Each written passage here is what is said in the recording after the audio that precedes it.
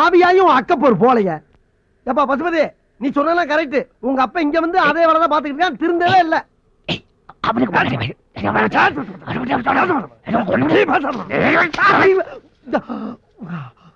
பசுபதி சொல்லு.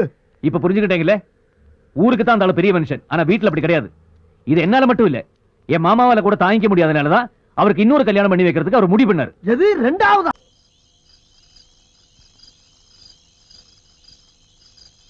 அண்ணாமலை, அண்ணாமலை என் முன்னாலதானே இருக்க? ஆமா. ஏ அப்பாடா. இல்ல திடீர்னு காணா போயிடுற.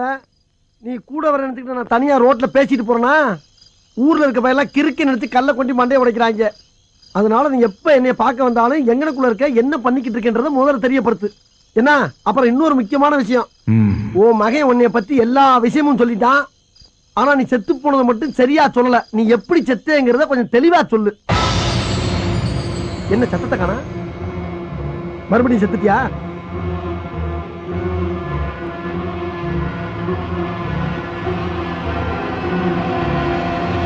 அண்ணாமலை, உனக்கு விதிக்கப்பட்ட விதியோட காலம் சீக்கிரமாக முடிய போகுது.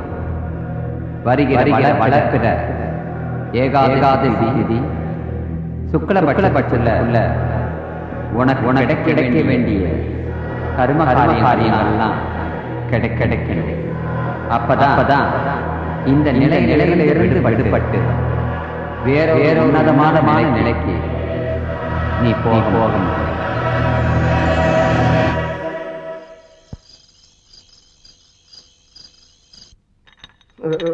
அண்ணாமலை, அண்ணாமலை ஏதாச்சும் பேசுப்பா. எனக்கு காப்பி கூட வேணாப்பா. என்னால எதையும் நம்ப முடியல, நம்பாம இருக்கவும் முடியல. செத்தவங்க ஆவியா வருவாங்கன்னு சொல்லுவாங்க, அதை நான் நம்பினதே கிடையாது. உன்னை பார்த்தோன்னு நம்பினேன். ஆனா அந்த ஆவிக்கும் ஒரு முடிவு இருக்குங்கிறது எனக்கு இப்பதாப்பா தெரியுது. ஆமா, ஆவிகளுக்கு ஒரு முடிவு இருக்கு.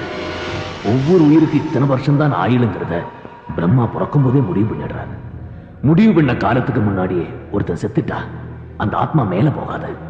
அதுக்கு விதிக்கப்பட்ட இறப்பு காலம் வரைக்கும் பூமியிலேயே சுத்திட்டு இருக்கும். அதுக்குள்ள இறந்தவங்களுக்கான கர்ம காரியங்களை அவங்கள சேர்ந்தவங்க செய்யணும். அப்பதான் அவங்களோட காலம் முடிஞ்சு அவங்க அமைதியா போய் சேருவாங்க. என்னோட நிலைமை அப்படித்தான். எனக்கு விதிக்கப்பட்ட நேரம், காலம் இதெல்லாம் நெருங்கிட்டே இருக்கு. அவரே என்ன என் மகன் நம்பி இருப்பான்ல? நம்புன மாதிரி தெரியல. என்ன கொஞ்சம் முயற்சி பண்ணோம்னா அவனை நம்ம வழி கொண்டு வரலாம்.